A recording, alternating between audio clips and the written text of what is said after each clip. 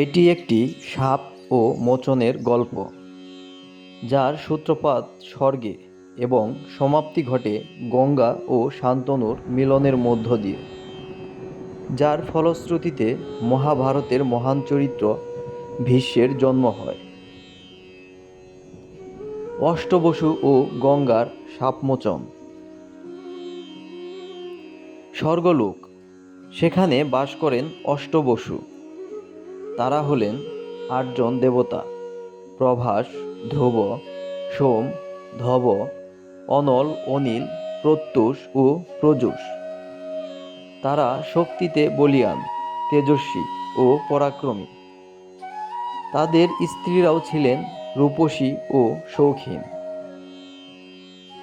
একদিন অষ্টবসু তাদের স্ত্রীদের নিয়ে ঘুরতে বেরিয়ে পড়লেন। ঘুরতে ঘুরতে তারা গিয়ে উপস্থিত হলেন মহর্ষি বশিষ্ঠের আশ্রমে। আশ্রমটি ছিল নির্মল, শান্ত ও পুণ্যময়। সেখানে চারিদিকে ফুলের বাগান, ফল ভরা বৃক্ষ এবং চতুর্দিকে পবিত্র বাতাস বইছে। আর সেই আশ্রমের মাঝখানে দেখতে পেলেন এক অপূর্ব গাভীকে। গাভীটির গায়ের রং যেন সোনালি, চোখ দুটি বিশাল কাজলের মতো কালো, আর তার শরীর থেকে এক অমৃতের মতো সৌরভ ছড়িয়ে পড়ছে।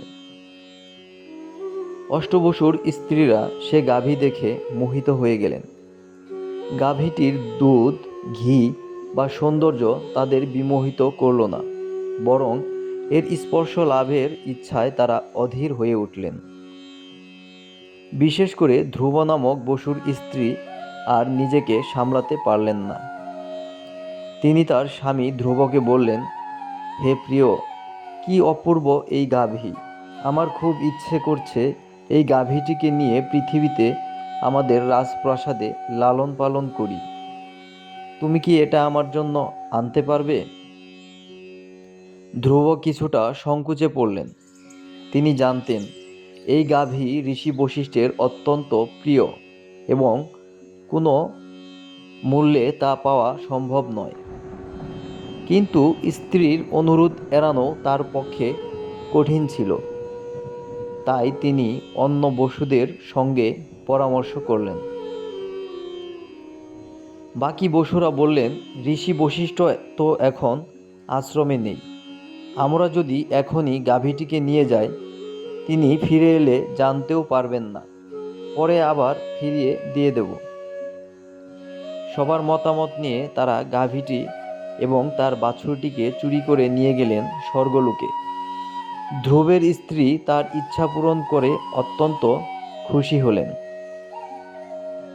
কিছুক্ষণ পর ঋষি বশিষ্ঠ আশ্রমে ফিরে এলেন। গাভী ও বাছুরকে না দেখতে পেয়ে তিনি যুগবলে সব দেখতে পেলেন। ক্রোধে তার শরীর জ্বলতে লাগল। তিনি তখনই অভিশাপ দিলেন, ওই দুর্বুদ্ধি যারা আমার প্রাণপ্রিয় গাভী ও বাছুর চুরি করেছে, তারা স্বর্গ থেকে চ্যুত হোক। তাদের মানুষের মতো মর্তে জন্মগ্রহণ করতে হবে এবং ঘুরে বেড়াতে হবে। অষ্টবসু অভিশাপের কথা জানতে পেরে শিউরে উঠলেন। তারা বুঝতে পারলেন তারা বড় অন্যায় করেছেন। তখন তারা সঙ্গে সঙ্গে ঋষি বশিষ্ঠের কাছে গিয়ে ক্ষমা প্রার্থনা করলেন। তাদের অনুতাপ দেখে ঋষি বশিষ্ঠের মনের ক্রোধ কিছুটা কমল। তিনি বললেন, তোমরা সত্যি অনুতপ্ত হয়েছ, তাই আমি অভিশাপ একটু লাঘব করছি। তোমাদের 8জনকেই মানুষে মর্তে জন্ম নিতে হবে। কিন্তু যেহেতু এই চুরির মূল নায়ক ধ্রুব এবং তার স্ত্রী, তাই তাদের বেশি দিন মর্তে কাটাতে হবে। বাকি 7জন জন্ম নেওয়ার পরপরই দ্রুত এই অভিশাপ থেকে মুক্তি পাবে এবং আবার স্বর্গে ফিরে আসবে। কিন্তু ধ্রুবকে অনেক দিন মর্তে থেকে কষ্ট ভোগ করতে হবে। এবার অষ্টবসু চিন্তায় পড়ে গেলেন। তারা দেবলোকে ফিরে গিয়ে সবার শরণাপন্ন হলেন। শেষে তারা গেলেন দেবী গঙ্গার কাছে। অষ্টবসু প্রার্থনা করলেন, মা গঙ্গা, আপনি ত্রিলোক পবিত্রকারিণী। আপনি যদি আমাদের মা হন, তবে আমরা আপনার গর্ভে মর্তে জন্ম নিতে পারি। তাহলে অভিশাপ থেকে মুক্তি পাব, আবার আপনার মাতৃস্নেহও পাব। দেবী গঙ্গা তাদের দুঃখে কাতর হয়ে পড়লেন। তিনি বললেন, আমি তোমাদের মা হতে রাজি আছি, কিন্তু মরতে আমার এমন একজন পুরুষ দরকার যে আমার স্বামী হবে। তখনই আমি তোমাদের মরতে আনতে পারবো। ঠিক সেই সময় রাজা শান্তনু, যিনি চন্দ্রবংশের এক পরাক্রমশালী রাজা, গঙ্গা নদীর তীরে ঘুরতে এলেন। তাকে দেখে দেবী গঙ্গা মুগ্ধ হলেন। তিনি শান্তনুর সামনে গিয়ে উপস্থিত হলেন। শান্তনু সেই অপূর্ব সুন্দরী নারীকে দেখে মুগ্ধ হলেন। গঙ্গা তাকে বিয়ের প্রস্তাব দিলেন, কিন্তু শর্ত দিলেন, হে রাজন, আমি আপনাকে বিয়ে করতে রাজি আছি, কিন্তু একটি শর্তে। আপনি আমার কোনো কাজে বাধা দিতে পারবেন না। যদি কোনোদিন বাধা দেন তবে আমি আপনাকে ছেড়ে চলে যাব। প্রেমে অন্ধ হয়ে রাজা শান্তনু রাজি হয়ে গেলেন। তাদের বিয়ে হয়ে গেল। এরপর একে একে গঙ্গা 7টি সন্তান প্রসব করলেন, কিন্তু জন্মানোর পরপরই তিনি সেই সন্তানকে গঙ্গা নদীতে বিসর্জন দিয়ে দিলেন। রাজা শান্তনু স্তম্ভিত হয়ে দেখলেন, কিন্তু শর্তের কথা মনে পড়ে তিনি কিছু বলতে পারলেন না।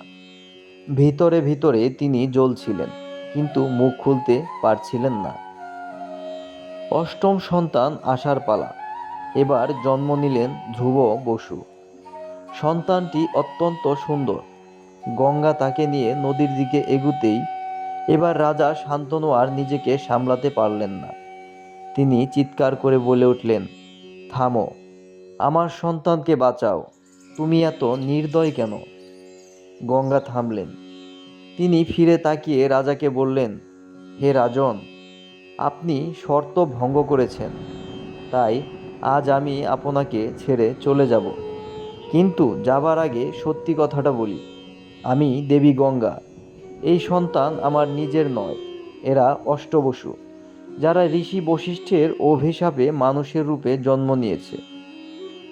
আমি শুধু তাদের মা হয়ে অভিশাপ থেকে মুক্তি দিয়েছি। এই 7জন সন্তান অভিশাপ মুক্ত হয়ে স্বর্গে ফিরে গেছে, আর এই শেষ সন্তানটি মূল অপরাধী ধ্রুব। তাকে এখনো কিছুকাল মর্তে বাস করতে হবে। তোমার কাছে রেখে যাচ্ছি। তারপর গঙ্গা শিশুটিকে শান্তনুর হাতে তুলে দিয়ে অন্তর্নিহিত হলেন। সেই শিশুটির নাম রাখা হলো দেবব্রত। এই দেবব্রতই পরে ভীষ্ম নামে পরিচিত হন। মহাভারতের এক অপরাজেয় যোদ্ধা ও মহান চরিত্র।